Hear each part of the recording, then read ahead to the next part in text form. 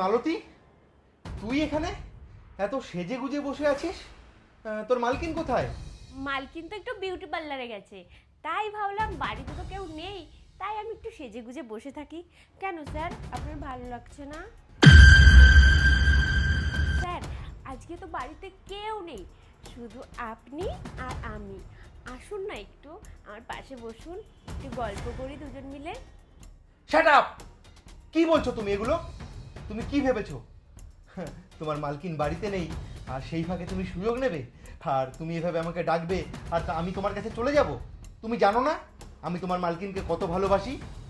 আর আজকে ও বাড়িতে নেই আর সেই ফাঁকে তুমি কি ভেবেছো? না না না, এটা একদম সম্ভব নয়। তুমি একদম ভুল করছো। তুমি নেমে আসো ওর খাট থেকে। তুমি কেন উঠেছো ওর খাটে? আরে রাগ করছেন কেন স্যার? এমনিতেও তো মালকিন তো আজকে বাড়িতে নেই আর জানতেও পারবে না। আসুন না একটু এখানে। তুমি এগুলো কি বলছো? তোমার মাথা ঠিক আছে তো, নাকি পাগল হয়ে গেছো বলো তো? তুমি একটা কাজের লোক হয়ে এইভাবে তুমি ওর খাটের ওপর উঠে পড়েছো। এটা তো একদম ঠিক হচ্ছে না গো।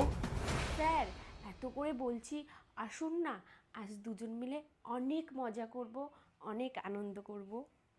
দেখো মালতী, আমি তোমার মালকিনকে অনেক ভালোবাসি আর আমি ওকে ঠকাতে পারবো না। তুমি আমাকে এরকমভাবে বলো না মালতী। তোমার মালকিন যদি জানতে পারে না যে তুমি আমার সাথে এরকম ধরনের ব্যবহার করেছো, তাহলে দেখবে তোমার মালকিন কিন্তু তোমার উপরে অনেক রাগ করবে আর তোমাকে অনেক বকাবকি করবে। আরে স্যার, মালকিন তো কিচ্ছু জানতেই পারবে না। মালতী, তুমি আমার সাথে এগুলো কি ধরনের ব্যবহার করছো? আজকে যদি আমি তোমার এই সমস্ত ব্যবহারের কথা একবার তোমার মালকিনকে বলে দিই না, তোমার মালকিন কিন্তু সবার আগে তোমাকেই এই বাড়ির থেকে তাড়িয়ে দেবে।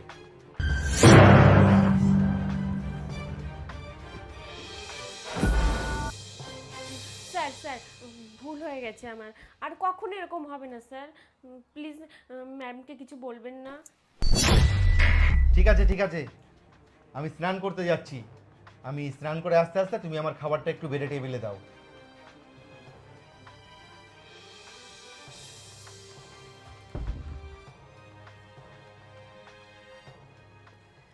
মালকিন, দেখেছেন তো, স্যার আপনাকে খুব ভালোবাসে।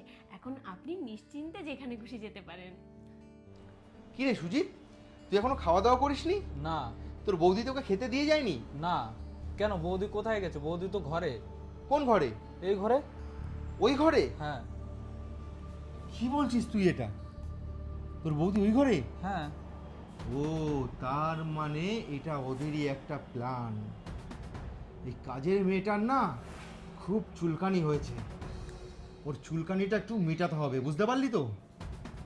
ঠিক আছে, আমি চানটা করে আসছি, তারপরে খেয়ে নিচ্ছি দুজনে একসাথে। আরে কোয়েল, তুমি বাজার থেকে কখন আসলা? এই তো এক্ষুনি আসলাম। তা ব্যাগ ট্যাগ গুছিয়ে কোথায় যাচ্ছ? আমি একটু বাপের বাড়ি যাচ্ছি, কালকেই চলে আসবো। ও আচ্ছা আচ্ছা, ঠিক আছে। তুমি তাহলে সাবধানে যাও, ঠিক আছে? আচ্ছা। আর ওখানে গিয়ে আমাকে ফোন করে দেবে, ঠিক আছে?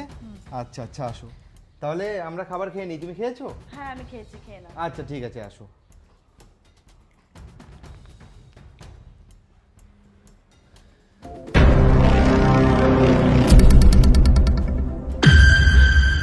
কি স্যার, এটা আপনি কি করছেন?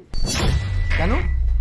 একটু আগে তো তুমিই এটা চাইছিলে, আর এখন আমি চাইছি।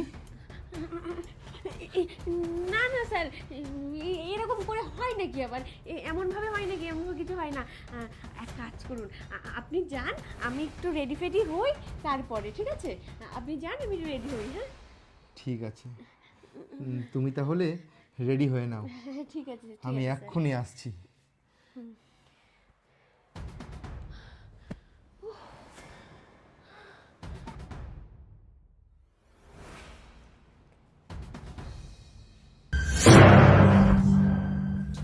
কি স্যার, আপনি দরজা কেন লক করছেন?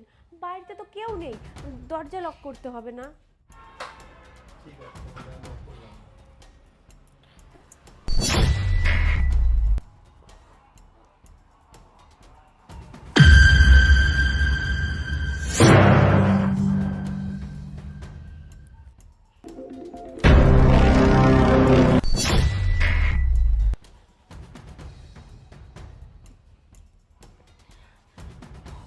বাহ দীপঙ্কর, বাহ! এই তুমি আমাকে ভালোবাসো? এভাবে তুমি আমার ভালোবাসার প্রতিদান দিলে? বাহ! না না কোয়েল, তুমি আমাকে ভুল বুঝছো, সেরকম কিচ্ছু না। কোয়েল, ওই আমাকে জোর করছিল কোয়েল, ওই আমাকে বলছিল যে আজকে তো বাড়িতে কেউ নেই, স্যার আসেন আমার আমার ঘরে, তাই আমি একটুখানি জাস্ট এসেছিলাম কোয়েল, আমাকে ভুল বুঝো না। Just shut up! তুমি আর কত মিথ্যা কথা বলবে আমাকে? মালতীই তো আমাকে ফোন করে বললো যে স্যার আমার সাথে এরকম করছে, তাই আমি অর্ধেক রাস্তা থেকে ঘুরে চলে আসলাম।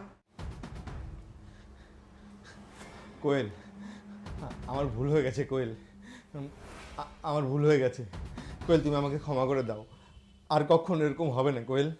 ক্ষমা? আর তোমাকে? Just get out! কোয়েল, এবারের মতো ক্ষমা করে দাও, এরকম ভুল আর কোনোদিন হবে না, আমি কথা দিচ্ছি তোমাকে, এবারের মতো ক্ষমা করে দাও।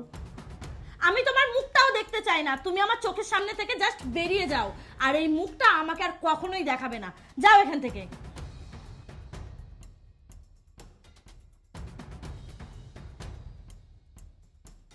মালতী, তুই যদি আমাকে আজকে ফোনটা না করতিস তাহলে আজকে আমি ওর আসল রূপ কোনোদিনই জানতে পারতাম না। কিন্তু মালকিন, আপনি না মালিককে ক্ষমা করে দিতে পারতেন, কারণ প্রথমে তো আমরাই ওনার সঙ্গে এরকমটা করেছি না।